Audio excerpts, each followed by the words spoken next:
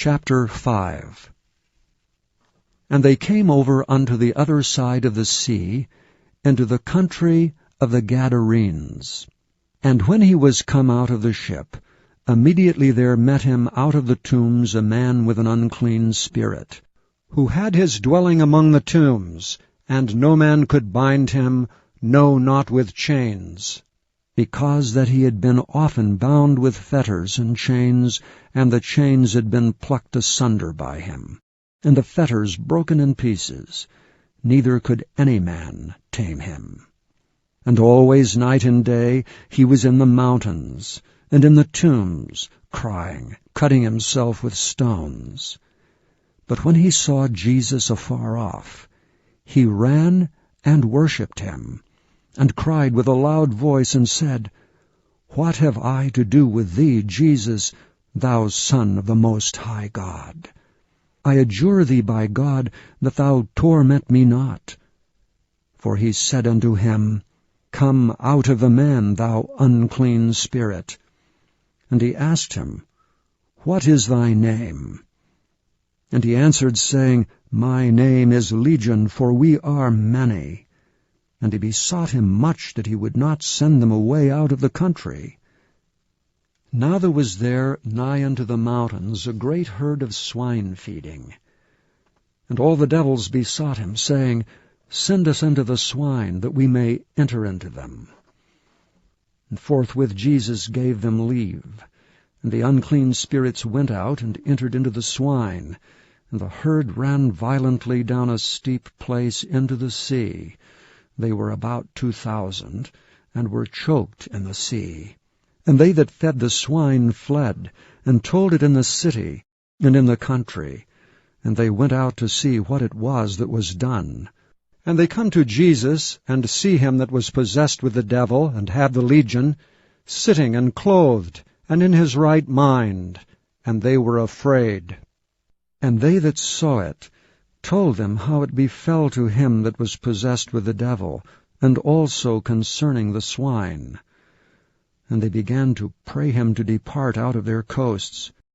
And when he was come into the ship, he that had been possessed with the devil prayed him that he might be with him. Howbeit Jesus suffered him not, but saith unto him, Go home to thy friends, and tell them how great things the Lord hath done for thee, and hath had compassion on thee. And he departed, and began to publish in Decapolis how great things Jesus had done for him, and all men did marvel. And when Jesus was passed over again by ship unto the other side, much people gathered unto him. And he was nigh unto the sea. And behold, there cometh one of the rulers of the synagogue, Jairus by name, and when he saw him, he fell at his feet, and besought him greatly, saying, My little daughter lieth at the point of death. I pray thee, come, and lay thy hands on her, that she may be healed, and she shall live. And Jesus went with him, and much people followed him, and thronged him. And a certain woman which had an issue of blood 12 years, and had suffered many things of many physicians, and had spent all that she had, and was nothing bettered, but rather grew worse, when she heard of Jesus, came in the press behind, and touched his garment.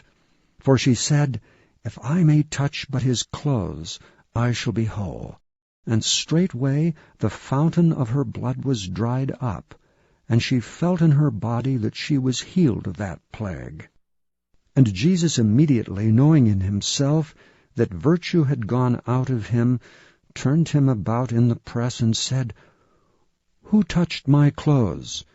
And his disciples said unto him, Thou seest the multitude thronging thee, and sayest thou, Who touched me? And he looked around about to see her that had done this thing.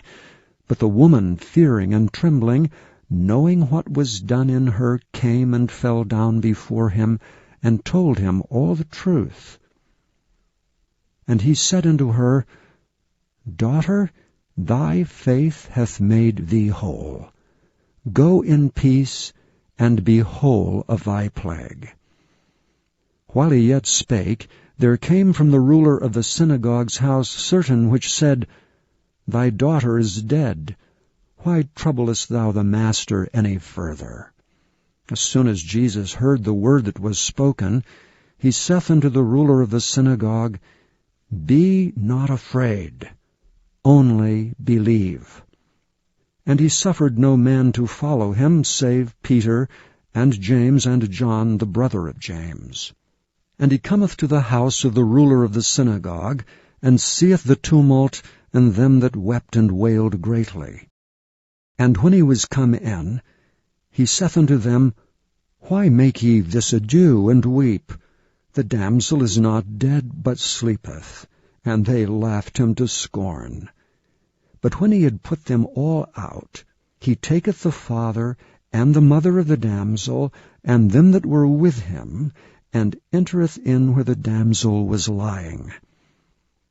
And he took the damsel by the hand, and said unto her, Talitha cumi, which is being interpreted, Damsel, I say unto thee, arise. And straightway the damsel arose and walked. For she was of the age of 12 years. And they were astonished with a great astonishment. And he charged them straitly that no man should know it, and commanded that something should be given her to eat.